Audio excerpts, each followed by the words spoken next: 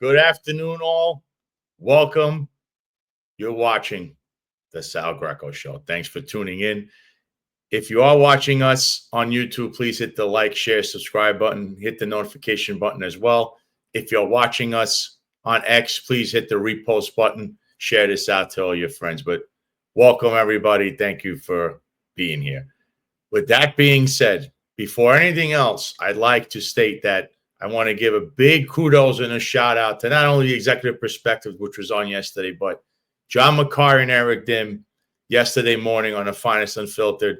They had on mayoral candidate for New York City, and he's up in the polls there, Zohran Mamdani.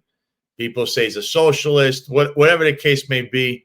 A lot of people are behind him. He is getting the most contributions for a campaign monetarily from small donors, that's a grounds roots operation. He was on yesterday, and here he is. He even said in his own post that he was grateful for the opportunity to join the Finest Unfiltered yesterday. Open, honest conversations across political differences are so important for the future of our city, even and especially when we disagree, which I agree. I actually enjoyed the whole segment. I believe the problem here, though, was there was a little bit of a what we call in the business filibustering. So when the going went tough and John and Eric finally tuned it up a notch and tried to hold his feet to the fire, he had to go. And he only gave 20 minutes or so, and I believe he promised to come back, which I hope he does, because there was plenty of people watching. I saw the views, so I know that has nothing to do with viewership. I believe it was a combination of things, but from being involved in politics all these years, I can tell you when the going went hot, he filibustered and he wanted out. So that's what it looked like to me. But great job by John and Eric, who not only had Zohran Mamdani on, they've also had Paperboy Prince on, another mayoral candidate. They've had others, but these two guys I want to mention in particular because I think last night there was a mayoral forum in Brooklyn, which he did attend, and there was a little bit of a ruckus that occurred there also. All right. And here's a little bit. Here's Paperboy Prince, who showed up. Now, he's a mayoral candidate, and I don't understand why he had to. He basically got escorted out. Okay. I don't know why. And the other thing I want to say is, why is the NYPD Community Affairs Bureau acting as the security for the event when the event should have had their own security? And you can tell they're making him leave. Now, I know, like, I've been to these events as a police officer myself, but I was never the lead.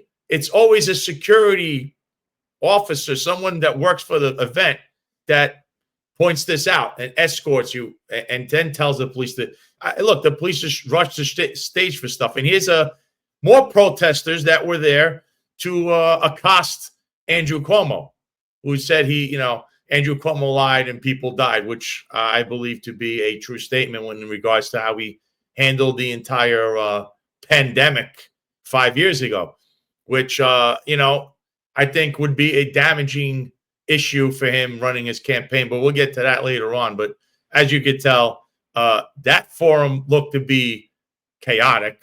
And I don't understand, again, why community affairs has to be the first on scene to grab someone off the stage or take police action when I thought security was there and they're supposed to be doing that first, because that could be a whole problem down the road if there's any legal issues or arrests or challenges and whatnot. But again, all of that stemmed from the morning with Zohran Mamdani. That's a good meme. Look at that. Also, he looks pretty small in his chair, Andrew Cuomo. But again, you see the police, presence up front. And I don't understand why they were so, up forward. I've seen it before. I just say, folks, I don't understand why the police department is handling virtually the security for an event that usually would have their own. That's basically the gist of that. And that's a first. Here the protesters, look, see, they're getting arrested. Obviously, it's a sergeant, which shows that there was low manpower to begin with, since we don't have a big, we'll say, the personnel that's being misused and mismanaged in the NYPD. So a sergeant's putting his hands on, that shows that there's cops running around doing all kinds of things at this event because they're short-staffed. They're not short-staffed, they're just misuse of the staff. See, there's more people getting on the stage, which shows that this forum is chaotic, very chaotic. There wasn't anything under control. The planning was terrible, and that's the organizers that planned this. Never think things through. So that event was a barn burner of a chaotic Michigas all in one. So segueing into the next topic, which is something that I, as a police officer, witnessed, and it's a hot topic in the NYPD, and just the way how to drum people out of the NYPD, which are dull tests. And there's someone who has come forward with a wonderful lawsuit here. So I'm going to read this off to you just because this is an important thing, because it's a challenge to the system, okay? So this is from the Gothamist. NYPD officer says weed testing unfairly targets those with dark hair. All right, this is by Charles Lane. This was today. A veteran Latino NYPD officer has filed a federal complaint accusing the Department of Discrimination, claiming its marijuana testing policy unfairly targets people with dark hair. Frankie Pagliucci, I hope I said his name right, that's how I would say it, who has almost 20 years of service and no disciplinary record, said he was demoted from detective to police officer after his hair sample tested positive for marijuana, a substance he denies using. His complaint, which was filed with the Equal Employment Opportunity Commission, challenges the NYPD's drug testing procedure as inconsistent and scientifically flawed, alleging that the policy allows officers who may use drugs to remain on duty while subjecting others to retaliation. In a complaint, Pagliucci said other officers in similar situations were allowed to return to duty after blaming positive drug tests on secondhand exposure. I was reassigned to administrative duty while similarly situated officers who also tested positive were excused and returned to full duty without formal charges or trial, Pagliucci said. He also described the system as a structural failure in the design, oversight, and enforcement of the NYPD's disciplinary practices. An NYPD spokesperson didn't address questions about the fairness of its drug testing program and indicated that the department follows the proper drug testing procedure. The spokesperson said the procedure allows officers with positive drug tests to seek an independent analysis. The NYPD's policy, however, requires that all samples be collected by the department in order to ensure proper chain of custody. Pagliucci's complaint doesn't specify who collected his samples, but he also paid for 4 additional independent tests, all of which returned negative results for drugs, and took a polygraph and a toenail drug test, which came back negative. Lawyers behind the discrimination complaint allege the NYPD's drug testing policy is part of a long-standing system that shields favored officers and targets others for retaliation. Eric Sanders, a former police officer and the attorney who helped bring the discrimination complaint, claimed unfair drug testing protects officers who might be using drugs. They're not fair about the testing, he said. It's random standards. It's arbitrary. This affects the taxpayers because it essentially puts people out there who are not qualified. The NYPD selects officers for drug testing when they are suspected of drug use or through a random process determined by a database according to the department's patrol guide. The guide stipulates that both hair and urine samples can be collected, and officers have the right to obtain an independent test of samples already collected by the NYPD's medical division. Officers who test positive for drug use face potential discipline and suspension. The allegations came at a time when, under Mayor Eric Adams' administration, the Crumbs administration, the NYPD has faced multiple lawsuits and department investigations tied to allegations of cronyism and continues to grapple with recruitment woes and repeated reports of off-duty officers driving under the influence. The department continues to test police for marijuana despite the state legalizing weed in 2021. In 2022, the law department reportedly advised city agencies to cease such random testing, but the NYPD refused to follow this guidance. Several scientific studies have questioned the fairness of hair sample testing, noting that darker hair may retain evidence of drug use longer than lighter hair, but the scientific evidence, especially regarding marijuana retention in darker hair, remains inconclusive, according to some researchers. Sanders said the case is less about Pagliucci than about the lack of transparency in the department's drug testing protocols. He said Pagliucci's complaint offered him a chance to confront the issue. I have to have the right case, he said. That this is the first time I have a real case I can do with it. The Detectives Endowment Association, the union representing NYPD detectives, declined to comment. But the group, according to the complaint, requested clarification on the department's policy on marijuana use. So, folks, just so you understand what's going on there, first of all, this test, I can attest to, is a complete farce and an arbitrary thing. And I'll tell you why. Many years ago, just to show you how systematic this was, I was in the medical division for the second time, I believe, my kid. I believe I only did this 3 times random, which random is a word thrown around a lot. And when I was taking this Dole test, right, when I was there, there was a list for the next day because it was after 5 p.m. when I was there. So they were, they only have a shift that's the daytime shift, I believe, is only 1, and they were all going home before 6 or 7 p.m. So this list was already done for the following day's Dole test. And then the officer that was there received a phone call. And of course, when you hear, yes, sir, oh, sir, the list was done, sir. And then all of a sudden, this random pick of names, one name he had to get rid of.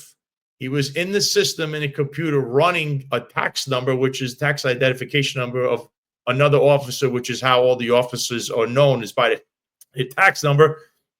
Pulled up this, whoever this was, and then added that tax number to this list while crossing off the other while he's on the phone saying, all right, sir. All right, sir. So this whole, as you could tell right there, and I looked at him, and this officer smiled when I said, so much for random testing, huh?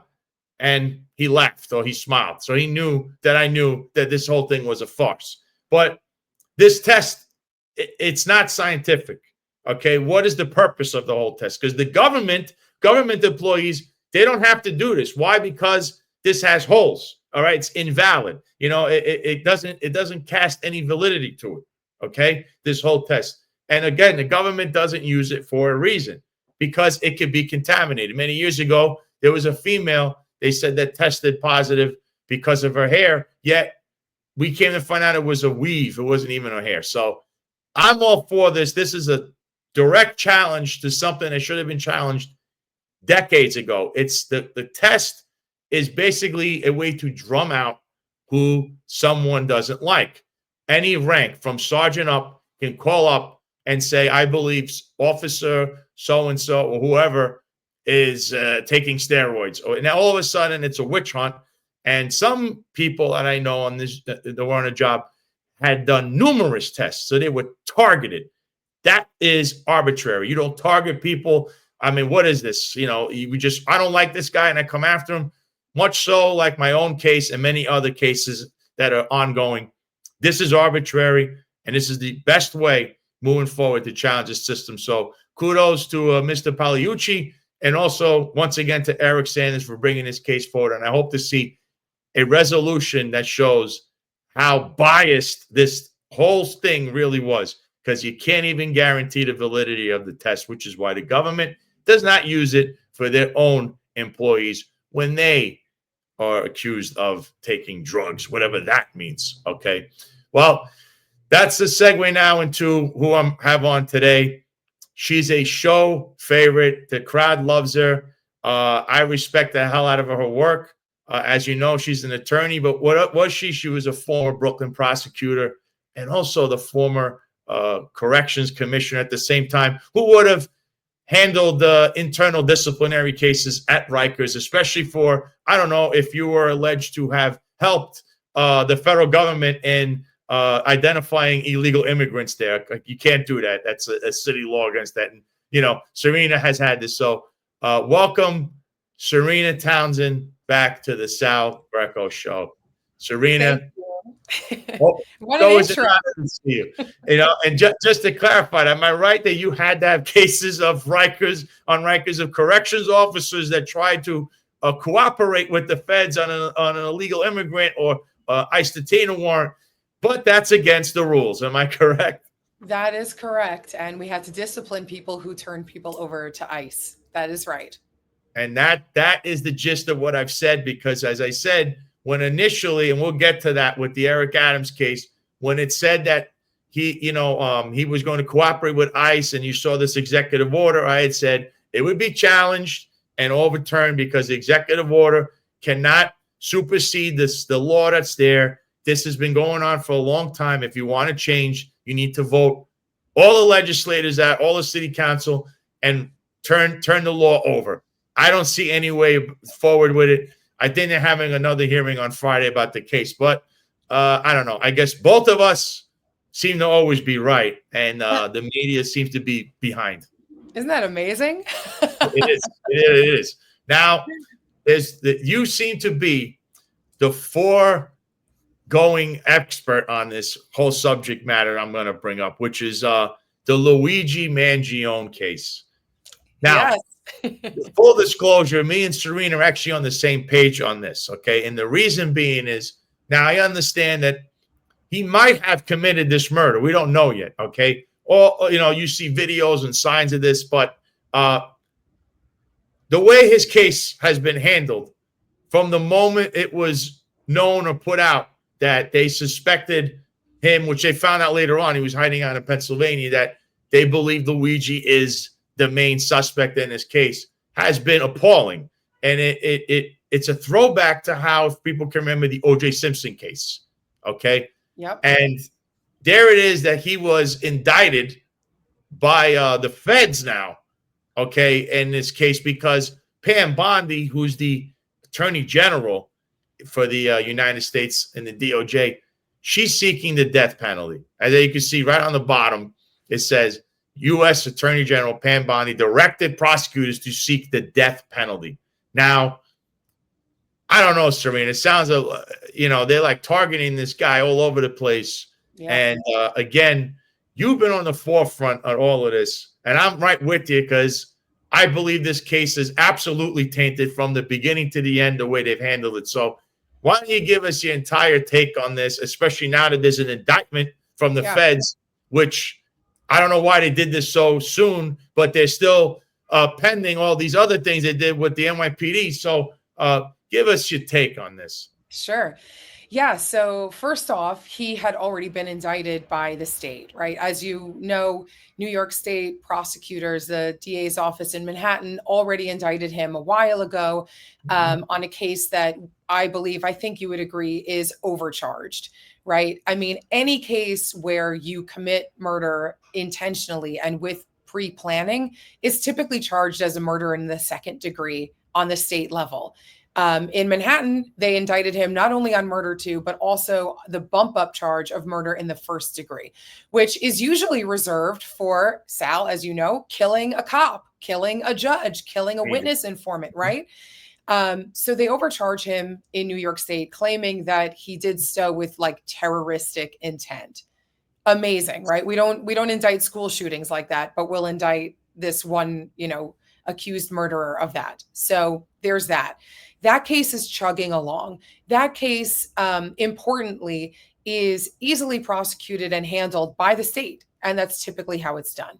Now you have the feds who came in a rush job right after he was arrested by NYPD, and they put forth this complaint. This was also like months ago, right after the state arrested him and did this whole perp walk with our favorite Mayor Eric Adams, right? The feds are like, whoa, we want this case. This is a sexy case. This is a case that's going to make headlines. We want it, right? They come in and they throw out a complaint against him, but they hadn't indicted him yet. Now, the complaint is very important because it mirrors the indictment that just came out. The complaint and the indictment both accuse him of 4 different charges. But the 4 charges that they accuse him of rely on a few different things that push it from a state case to a federal case. How does it get from a state? Yeah, there you go. There he is. There's Mayor Eric Adams, everybody, in the background. Why is he there? No one knows. Cops. 30 of them. 730 cops, right off the helicopter pad. Like, what are we doing here? Mayor Eric Adams, who got his own case dismissed because of prejudicial things that were happening. We'll talk about that. And here he is, front and center. All right. The federal case relies on a few things, just so our viewers understand. what takes a case out of state and into federal, it has to meet certain additional standards or elements that are not just needed for a state case. So, for example, they have to show, at least in this case with Luigi, that Luigi traveled or used interstate commerce. Fine, there is evidence of that. But also, in order to keep it federal, they have to show that he stalked Brian Thompson, the victim in this case. Okay. The first two counts on the federal indictment are stalking charges.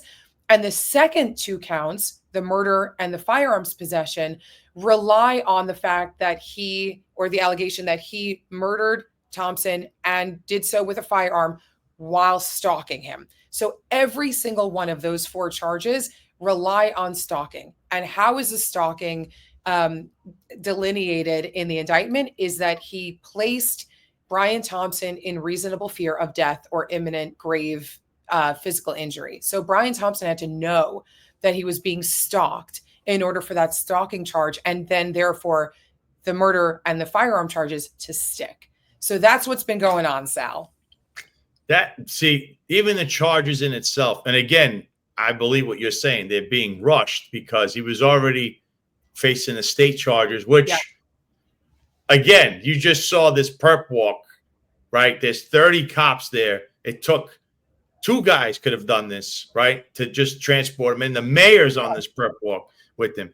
Then what you're missing, you didn't say here, was they did a show on HBO where they discussed discovery. And then in Discovery that they're discussing on the show, not even his own defense counsel has this discovery. Right. Then you brought up, Billy, the last time you were on, you had the police commissioner, everyone's favorite, Jessica Tish. I mean, look at this. 30 guys for him. And by the way, he has no leg shackles, just so you understand. In the NYPD, that's a cardinal sin. He's such a flight risk and such a bad guy that he doesn't have leg shackles on. But look at this picture. You would think this guy is Juan Pablo Escobar. Look at this picture, okay?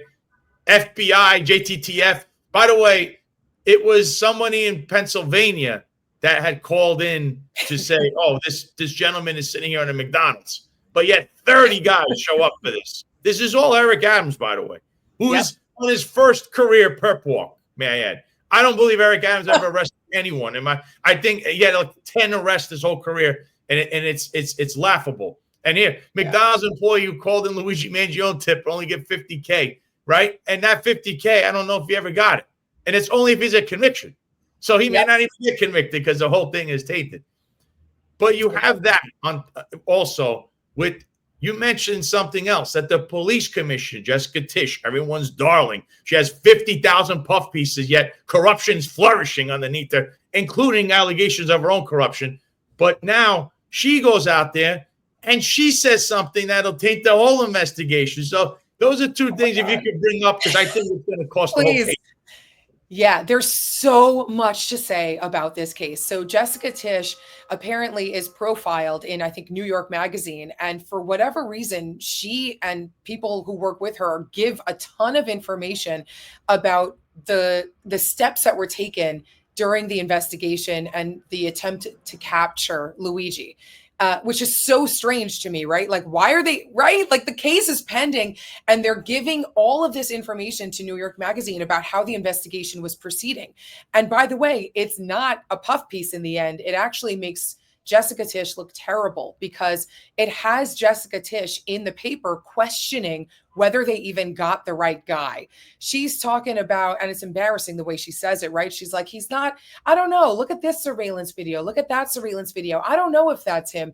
He's not chiseled enough. He's not handsome enough. His eyebrows aren't wild enough. Like, these statements that are being made, like, aside from being weird and maybe unprofessional, but like, the fact that it's being told to New York Magazine, I mean, you're literally giving defense attorneys fodder to use for cross-examination. I would subpoena her and put her on the stand because that's reasonable doubt, right? Did you get the right guy? The identity of the perpetrator is just as important to prove beyond a reasonable doubt as the elements of the crime. So you're questioning whether you got the right guy. That's a problem. So there's that. Then there's also, keep in mind, Sal, we didn't even discuss the fact that they're looking the feds now are looking for the death penalty in this case, right? That's insane. I'll tell We you should what, talk, Serena. please.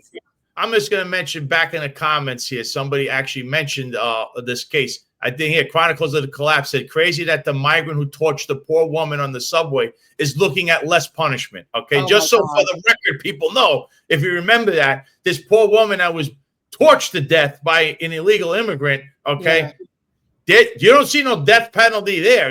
There's silence, right? But we're going to give the death penalty to this guy in a case where Eric Adams wanted to profile himself as some kind of hero, former cop, because he was never a real cop. And all of a sudden, we have to give this guy a death penalty. Yet they've tainted this case every step of the way. So continue on with 100%. That video of that poor woman in the subway is really the stuff of nightmares, and we're not going to put that guy to death. Make it make sense, right? So the death penalty conversation is a really important one. There's a couple of things that could push a case into death penalty status on a federal case. Let's remind our viewers, New York State does not have the death penalty. So even if he's convicted in New York State of the top count, murder in the first degree, death is not on the line. It's just not on the table. The federal case, right? We have Pam Bondi saying, seek the death penalty. We have to keep in mind there are aggravating factors that have to be met in order to push a case into death penalty status. It's not as simple as killing somebody or having a firearm. You have to also meet certain aggravating factors. And there's a list of aggravating factors that you could meet to get yourself into death penalty status. The only death penalty factor that could possibly apply to this case, the Luigi case, is that he planned it he took a lot of steps to plan it in advance, allegedly. Okay. That is probably like the lowest level of aggravating factor that you could even consider for death penalty, because look at what the other ones are, right? The other ones are, do they have like a long rap sheet, and have they killed before? Did they kill in like an especially grievous or heinous way? Like, are they torturing their victim, like taking, you know what I'm talking about, like serial killers, people who have previous sex crimes in their past. These are people, and there's reason why those are the aggravating factors, because it's trying to tell the public, this is not somebody who we could rehabilitate. This is not somebody who deserves to live. Like, could you imagine? The standard better be sky high if you're going to take someone's life away, right? And so the Luigi case is very different from any other case that has been death penalty pursued by the feds in the past. The defense wrote a motion kind of saying that in the past 40 years, there have been 17 death penalty cases by the feds. And what they did masterfully in their motion is they went through each of the 17. And all these people are like drug kingpin, murderous, long-term criminals, Sal, right? Like, this is a guy, I'm not saying that if he did something, if he actually committed the murder, he should walk free. I'm not saying walk free, but we're going to put him to death, and you're going to compare him to, El Chapo or people like that. I mean, come on, who are we talking about? And why are we putting him in death penalty status? Why? Doesn't make sense. I am not only in agreement with you, I am flabbergasted by everything. And Marlon Bethel had said about the perp walk. He said this shows was to make him a political martyr that could be used by the media to create copycats and protests. I think he's on to something there. I thought when I first saw this, and the defense and the way they're saying with everything here is ridiculous, And yeah, Eric Dim, shout out to him. He was in there. He also said Mayor Eric Adams tainted this case with that staged perp walk. So again, all these factors, people need to remember this. People have you're not guilty. You're innocent until proven guilty. Not the mob. That's why the mob rule doesn't rule this country. We're going to go after this guy because we want to go after him. We want to crush this guy. He had to have done it. You don't know that yet. It looks that way, but you can't taint the case as well. All right. Yeah, here's Rob Lukash from the executive perspective. He chimes in too. If they were so concerned for his safety of flight, they would have driven him to a secure location and marched him in an open heliport. I mean, there's so many things that are wrong here. And the fact that Pam Bondi comes out and says, I'm seeking a death penalty, when you have an illegal migrant there torch someone on a train, We've had numerous other cases of illegal migrants, or call them gang members, doing heinous crimes. One guy last week, talk about this in New York City, Sarena. They say that, we all know that violent crimes are skyrocketing no matter what John Shell and Kaz Dordry and Eric Adams spin the spin room. All they do is try to control narrative. That's false. Someone, not only was they say that rapes are up, a dead person was raped on the train. Oh my God. It was a male. Okay. So you have depraved human beings running around New York City. I don't see any talk of the death penalty, severe punishment. It's just, let's pick this guy in particular. Not even a federal indictment, right? The federal indictment reads like that. And to me, this is I see an O.J. Simpson kind of scenario where O.J., there was so much evidence against him. And to this day, we should easily say, yeah, O.J. did it, right? But then you look at how they handled it. That's where the case went south. It was not handled correctly. Exactly. And that's where jury nullification comes in, right?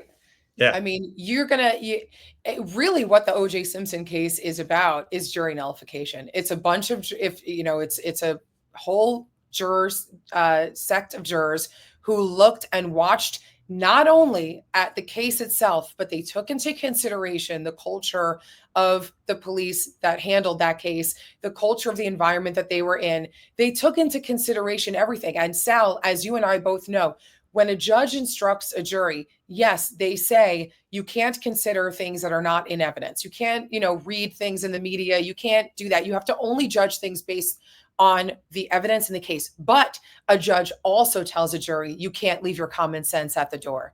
You have to bring your common sense with you. And a jury is going to come in and look, I'm not saying they're going to find him not guilty, but I do think that jurors should think about what's actually going on here, whether this person has been treated with fair due process, has been treated exactly the same way as anybody else would have been treated under the same circumstances. And if they don't feel that way, then they lose trust in the judicial system. They lose trust in the prosecutor, and they may come back with either an acquittal or a conviction on a much lesser count than maybe is required here. I think so. And I'd say right here, Marlon hit the nail on the head. Giving him the death penalty was the other side, Republicans, make an example out of him and trying to dissuade their behavior, killing CEOs. Yeah. And I actually think that Marlon is onto something. I didn't want to say that, but I feel that. I guess you would say I lean conservatively, but I am kind of disgusted by some of the behavior of some Republicans, which we're about to get to in a moment here, because you also mentioned, moving into the next case, 3 more prosecutors, we learned, resigned this week over the Eric Adams case dismissal, which is a complete fiasco. We could go over this over and over again. I think I haven't had you on since now the Judge Ho actually dismissed the case with prejudice, and now you have Eric Adams running around the city. He's partying again because he feels he's in the clear when, he's involved in so many other things. Okay. And here it is that the prosecutors, Celia V. Cohen, Andrew Rohrbach, and Derek Wickstrom, said that Todd Blash, the Deputy Attorney General, had placed a condition on reinstating him, quote, that we must express regret and admit some wrongdoing by the office in connection with the refusal to move to dismiss the case. We will not confess wrongdoing when there was none, end quote, they wrote. So, Sarena, give us your take on that one, because we were following that, and it kind of also the blow over, it kind of also coincides with Luigi Mangione's case. Remember Eric Adams' defense with what he said, which we could use in the Luigi case as well, that it affects his job. So what do you thoughts on all of this?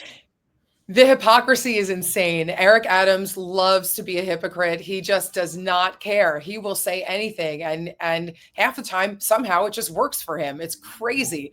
His case ends up getting dismissed, not because of a lack of evidence, not because of a lack of credibility with the investigation into him or anything like that, not because of anything substantive in the case at all. His case ends up getting dismissed. Why? Because of 2 reasons. Number 1, he claims it interferes with his ability to do his job, that is, do whatever President Trump tells him to do. And then number two, that there were pretrial prejudicial public statements made about him by the U.S. Attorney's Office, right? Ignoring the fact that as he's speaking that out of this side of his mouth, out of that side of his mouth, he's doing the exact same thing to Luigi Mangione, making all sorts of prejudicial statements, doing the perp walk, calling him a murderer, etc. So, rules for the not for me.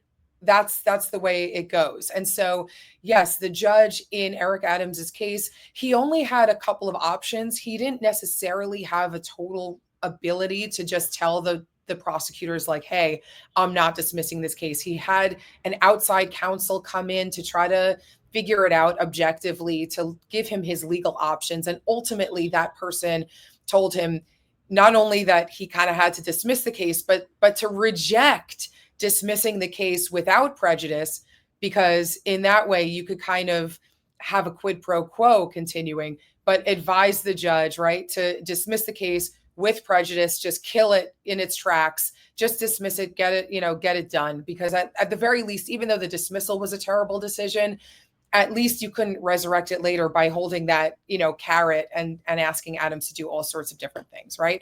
And so that all ends up happening. That's a disaster. But now we have all these attorneys who have resigned in light of all of this. And now we have these three newest attorneys resigning because they were placed on leave, apparently placed on administrative leave, because they were part of the crew who said, we're not going to dismiss this case. If you remember, there were some reports when this was all going down that like all these attorneys were collected in a room, right? It's like this really weird thing that you can imagine happening. Everybody's collected in this room, and Emil Bove, our good friend from the feds, right, comes in and is like, you have to dismiss the case. And apparently one by one, the attorneys were like, no, I'm not doing it. No, I'm not doing it, until somebody finally was like, I'll just take the heat and I'll do it. So it sounds to me like these three were three of the people who were like, I'm not doing it. They're placed on administrative leave, and now they're told, okay, fine, you could come back in, but only if you admit that you messed up, that you should have dismissed the case and you were wrong. They're like, we're not going to do that because we weren't wrong. And we're prosecutors. We took an oath of office not to lie. We're always told to do the right thing in the right way. So that's where we are with these three. Kudos to those three for choosing integrity. That's what I think. I say the same. They have high regards of integrity. People should be honored to have three people that are serving them in a public in that manner, because people like to question DOJ. I think they had a lot of integrity. Here's another thing. Eric Dim just said something, and this is going back to Luigi Mangione. How many officers how many officers in the New York City administration have the Mangione perp walk as their background? Another way to taint the case, and it's an active case. But this thing with Eric Adams, because you mentioned everything we've been talking about, right? One of his defenses was, I can't do my job, right? And all that nonsense. Then the Justice Department, the DOJ itself, was stating that there has to be dismissed because it's going to interfere with his work, meaning as the mayor, as a campaign. He's running a campaign, and that he's so Eric Adams can't effectively do his job, which is helping with illegal immigration and deporting people, which he can't, because we mentioned in the very beginning how the city law states that you cannot cooperate with ICE, meaning corrections, NYPD, and civil enforcement, so on and so forth. So that's why they wanted to dismiss this case. So they don't want to interfere with his potential campaign and his running of operations in the city day to day. But now the Republicans in the House, House Republicans, meaning in Congress, criminally refer Andrew Cuomo for things that are 5 years old and should have been charged immediately. They waited to drop this little nugget on his plate and say, we want to criminally refer him because he lied to Congress, which is, again, I mean, everyone has done that. And the last person to be charged with that was Steve Bannon. And of course, Roger Stone was put through hell for that. And they want to charge Cuomo for that. But Sarena, doesn't that interfere with his campaign and his way of trying to run for office? But they want to charge Andrew Cuomo, Sarena, but they can't finish the prosecution of Eric Adams because it's interfering in his campaign. Somebody make sense of this. Right. Did I mention that there's hypocrisy in these politics? Like, it's just the most transparently hypocritical thing that you could do, right? I am so glad you raised that point because it does not make sense. It's, again, rules for thee, not for me. How does it make sense that you had to stop a prosecution from continuing because it interferes with your mayoral run, but now you could start a prosecution against somebody who's doing a mayoral run? It makes no sense. And again, it goes back to everything in this justice system, which is if you can't trust that the justice system is working, that it's being, used fairly for everybody, no matter who you are, then we can't trust that anything that they're doing is right. And the worst thing that could happen to our judicial system is a lack of trust, because now we don't know who's telling the truth, what's going on. And, yes, I'm a defense attorney now, but I was a prosecutor for 10 years. And generally, I also run conservative I don't want crime all over the place either. But if we don't have a trust in our government or our police or our prosecutors, then we can't trust that the right people are going away for the right amount of time, meaning the people who commit crimes, and that the wrong people, meaning the innocent people, are not getting wrongfully convicted. We just can't have that trust if this is what's going on. Yeah, and I think people make value judgments and they're running things on feelings here.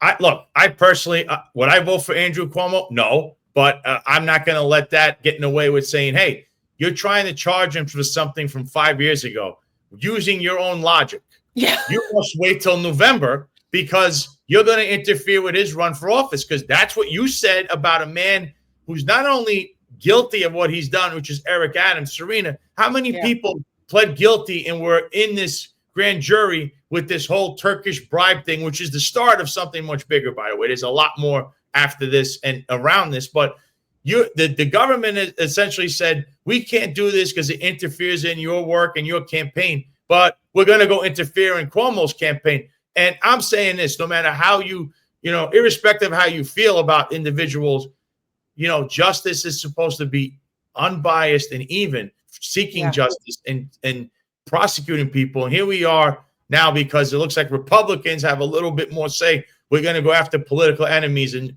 sharpen our knives. Regardless of how you feel about Andrew Cuomo, I don't feel that's right. I don't. It's not right. It's not right at all. And so here we are. We're in this really strange place where we're just hoping that everybody behaves and does the right thing, but we're at their whim and they're not. So we're the victims of all of this. Everybody here is a victim of it. I know. I don't find that to be something that's positive as far as people that now. That's why you have a lot of victimless crimes or victims that don't want to come forward, because remember, now there's people that have guilty convictions, which you saw also. I mean, Egon Erkan, which was one of the defendants that pled guilty, was going to be cooperating witness against Eric Adams, and Mohammed Bahi. Now their lives are ruined, Sarena. You saw what happened. They don't know what the DOJ does not know what to do with that case now. Nor should they. I mean, how do you reconcile this, right? You had people come out and essentially they were a proffer witness, right? They're proffered. They come in, just for people who don't know, although I know you have a lot of law enforcement who watch this, so they do know what a proffer is. But when you are being investigated and, basically it's shown that you did do something wrong, but you're not the big fish, prosecutors will come in and say, hey, listen, little fish, come on in. Give us some information about the big fish, and we'll give you a better deal. We'll give you, a much better deal than you would have gotten otherwise. And so we're talking about little fish here who got convicted, who pled guilty after apparently having given information about Adams or surrounding those events. And now they didn't prosecute big fish. So how, if I'm them, if I'm the little fish, I'm trying to pull back my plea. I'm trying to do something to be made whole, because you relied on my information and then you prosecuted me.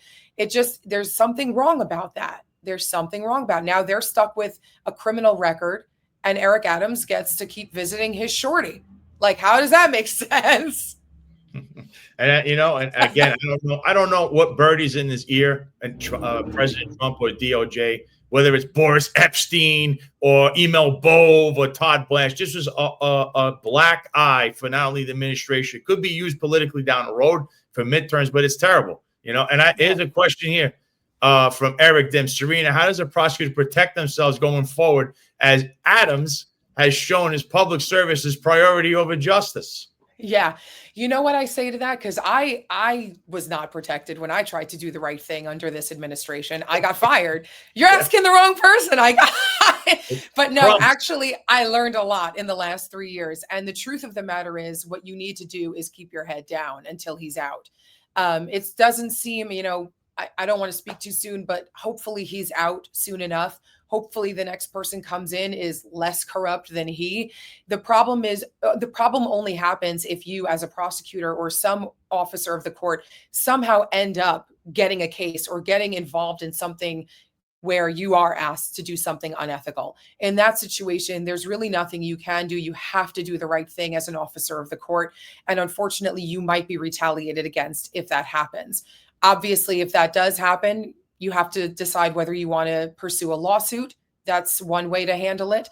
But if he is only going to be in for a few more months, my advice, if you're a prosecutor, is try to keep your head down, maybe call out sick for a little bit, just try to avoid the big ticket items so that you can make it over the hump. Yeah, so the lone silencer says Cuomo deserves to be punished, but it won't be right if it is only him when Adams needs to be as well, and even more so than Cuomo. And that's that you hit the nail on the head, lone silencer. I'm saying the same thing, that you can't treat one person differently than the other. Now, to me, that seems like a little interference, because if you look at the race, who does the White House want as mayor? The puppet for him, Eric Adams. Okay. He doesn't want Cuomo, who clearly doesn't like him. Curtis Sliwa, who is the Republican, is not a sycophant for Trump. Yes, he agrees on a lot of things, but he's not going to do whatever this guy wants to do, especially what they're doing with technically what he wants corrections to be doing in the NYPD, when it violates these rules and laws that'll get people in the crosshairs of state prosecutors. So you don't want this. But again, that's what they want. So what do they want to do? Yeah. Let's damage Cuomo so that the secret candidate, Eric Adams, gets risen from the ashes for the Trumpy. I saw him with Laura Trump, and he's sitting there acting like everything's fine. And he's talking about partying at restaurants that are now closed because they're all felon owned and felonious activities going on. That's who he is. And Laura Trump, who's Eric Trump's wife, giving this guy a spotlight again. I don't know what this is about, other than I could tell you the underbelly of what it is what I'm saying. They want Eric Adams as the mayor. Why? Because it benefits the Trump administration. I'm a Trump supporter. I voted for the guy. I vote for him again. I wholeheartedly disagree with his associating or his puppetry of Eric Adams. I think this is not what this country was built on. Had people known this prior, I don't know if he would have gotten as many votes as he did in New York or any other state. But, this is not what this country is built on. I thought we were trying to get away from that, especially with the last character in office. But I totally agree. Totally agree. And Adams is the yes man that they want. And it makes sense to them. That's how I see it. Mm-hmm. Now, the final piece I wanted to talk about here, especially now I'm going to have you throw your prosecutor hat back on. You've seen the prior show where I had on Jason Goodman, who he presented a lot of evidence about a lot of politicians, including another prosecutor you might know, Andrew Weissman, who's one of the most evil people ever to be a prosecutor anywhere. But they all, including our favorite person, the New York State Attorney General, and I'll say this for everybody, she's an alumni of the Con Sofrito, Letitia James. And look, there's more trouble with that because there's mortgage fraud and bank wires and all this stuff. And here, this is just out today, okay? The Letitia James files. Letitia James is now a slumlord, apparently. Tenants complain of peeling paint, apartments used as hotel rooms, and every unit reported bed bug infestations, okay? So, and this Joe Gilbert will be on Tuesday to discuss this. He's one-on-one. But now, here's the thing. You see that there's all this mortgage fraud that's going on. I mean, in one of the paperwork, I believe Tish James said she married her father to get a lower rate. She has a primary residence in Virginia that Sam Antar completely exposed her on that. There's campaign finance laws that she's broken when she has 501c3s donating to her campaign, which is 100% illegal. But what is your take on all of this? Or how would you approach this and how prosecuting her as the attorney general, who's clearly these documents are damning, and she's running around saying, MAGA, MAGA, MAGA's doing this. No, the documents are public. It's actually a citizen, Sam Antar and Joel Gilbert, who are doing this, that they brought this to the public's sphere. And now you might see something with the DOJ criminal referral and stuff like that. Yeah, so it's interesting because these kinds of cases where it's all paper, right? It's a paper case. It's not like an assault where it's like, oh, this guy hit that guy. And a lot of times these cases are actually easier to prove because the evidence exists, right? I mean, think of it as simply as like filing a false instrument.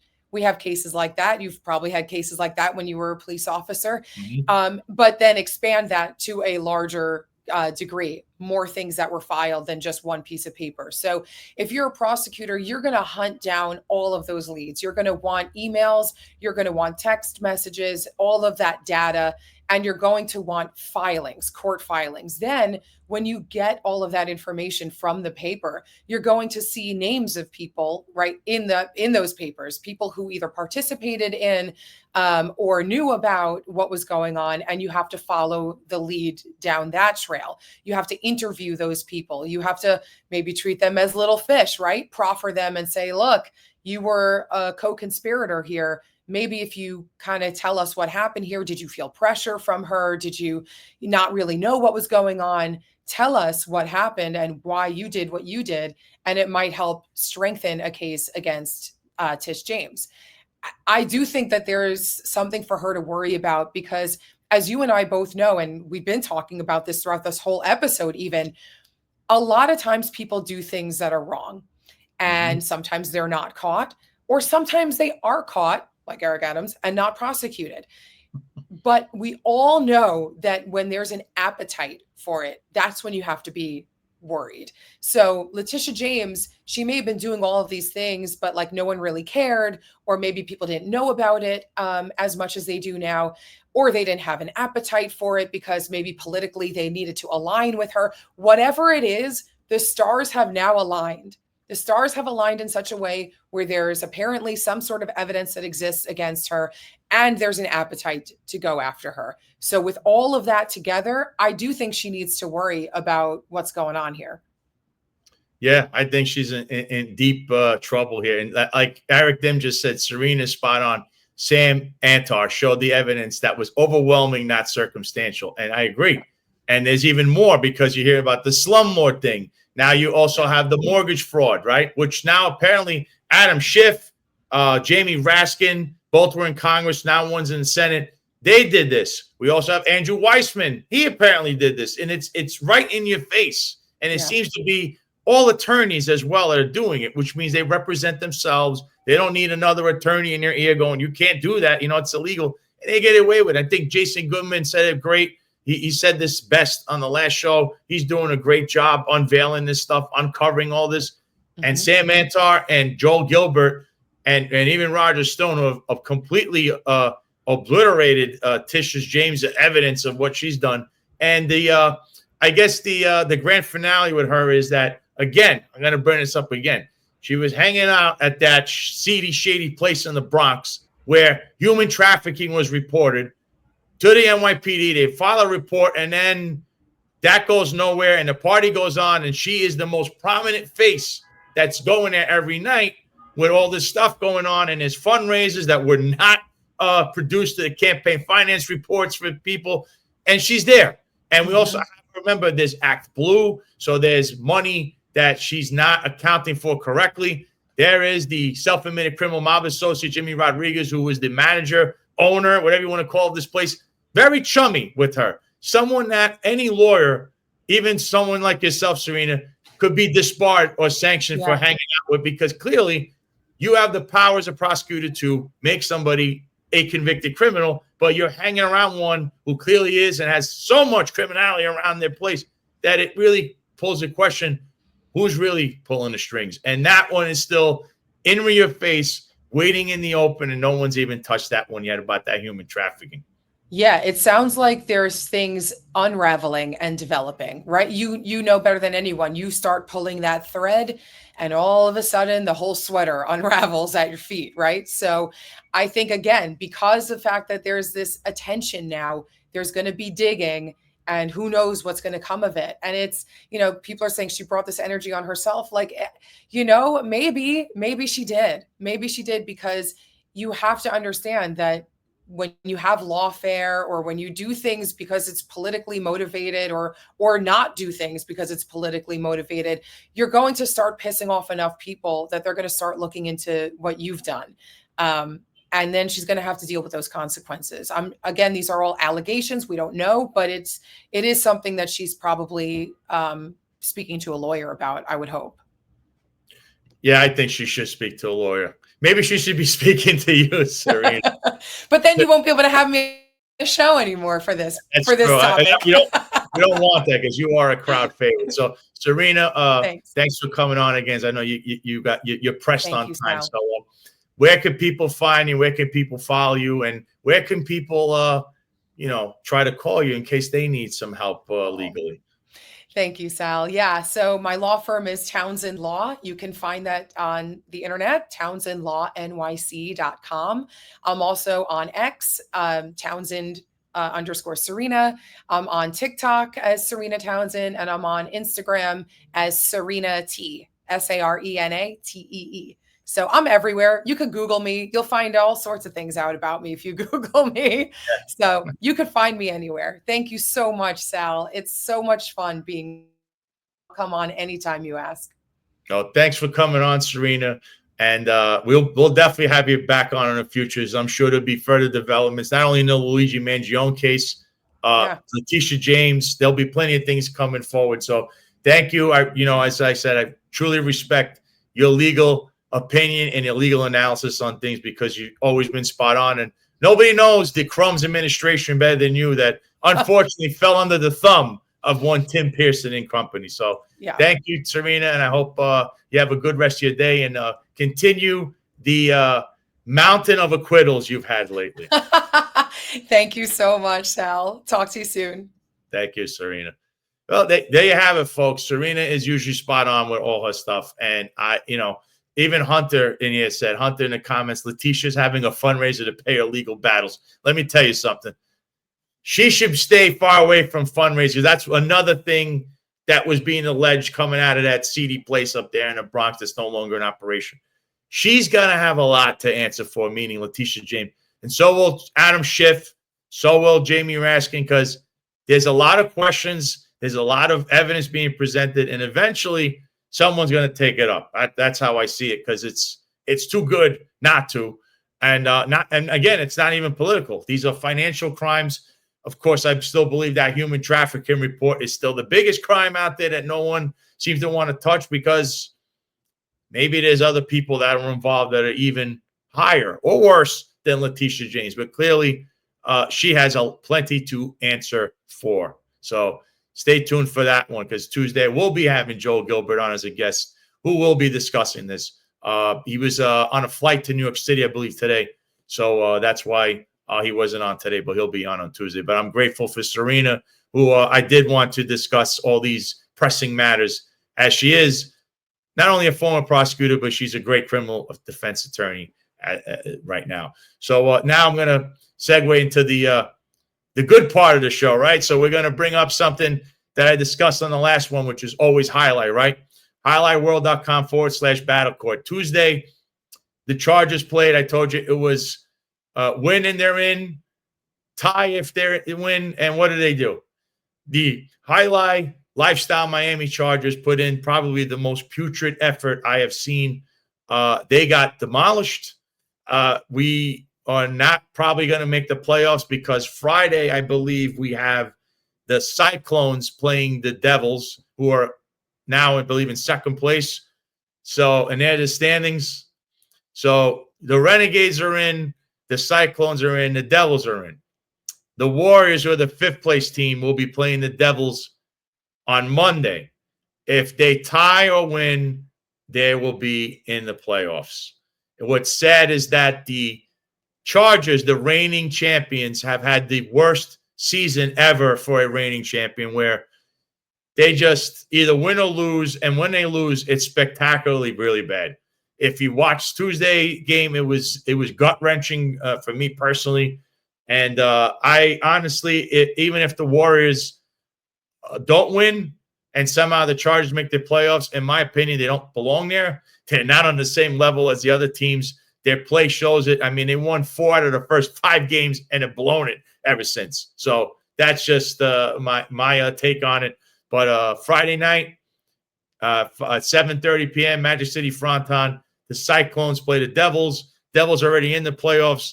They win or tie. It doesn't really matter. It's really about Monday, whether they win or lose against the Warriors. If the Warriors win, clearly they in. If they tie, they're in. If they lose, somehow the Chargers backdoor their way in the playoffs. And that's pretty sad, to say the least. But this is my pride and joy, my New York Mets. This was yesterday, bottom of the 10th. Sterling Marte with that single up the middle. Pete Alonso scores. Mets win their 7th straight. They swept the Phillies. The Mets are now 18-7 in first place. They're 5 games up. I can't believe this. I feel like it's 1986, 87, 88 all over again. We're the team to be in Major League Baseball. That is very exciting. Francisco Lindor's on fire. We don't even have Juan Soto going yet. He's just being like he's in a little bit of a slump, and he's the main player here. But the Mets, hopefully we continue this.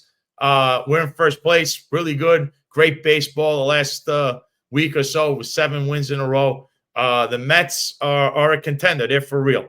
So we'll see what happens as time goes on. They're playing the Nationals, I believe, Friday night in D.C. So, that should at least be a good game, a good series, because the Mets could keep on chugging along. But so I guess that'll be all here for me. Tune in tomorrow at 8:05 live with John and Eric. They're going to have the finest unfiltered.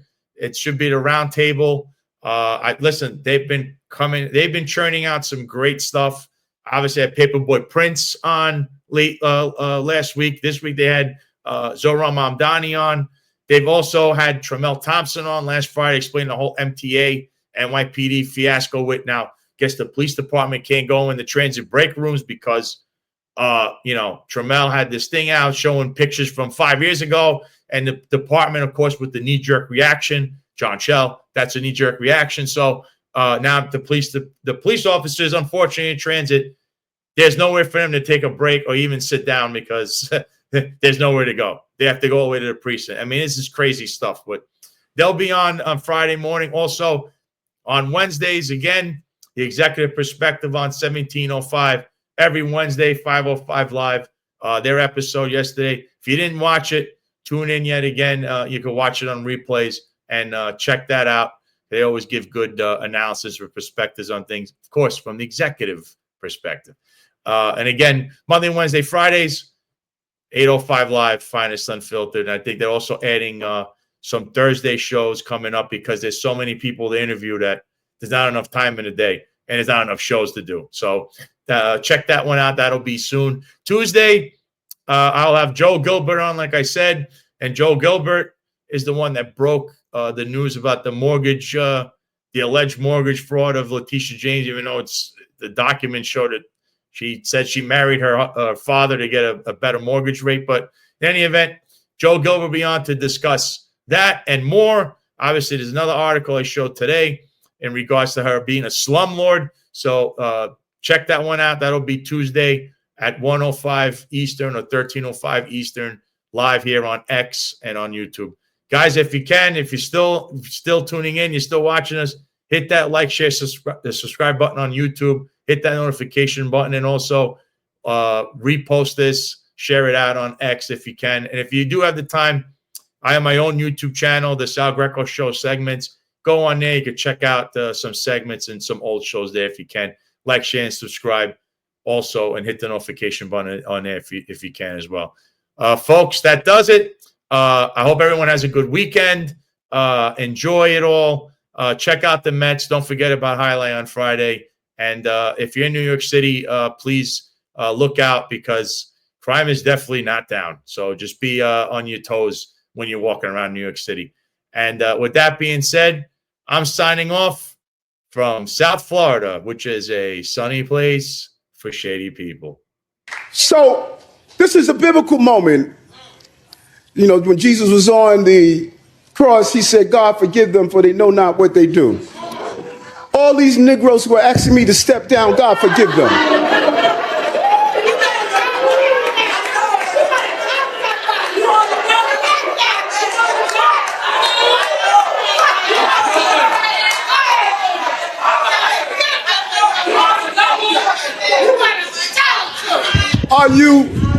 Are you stupid?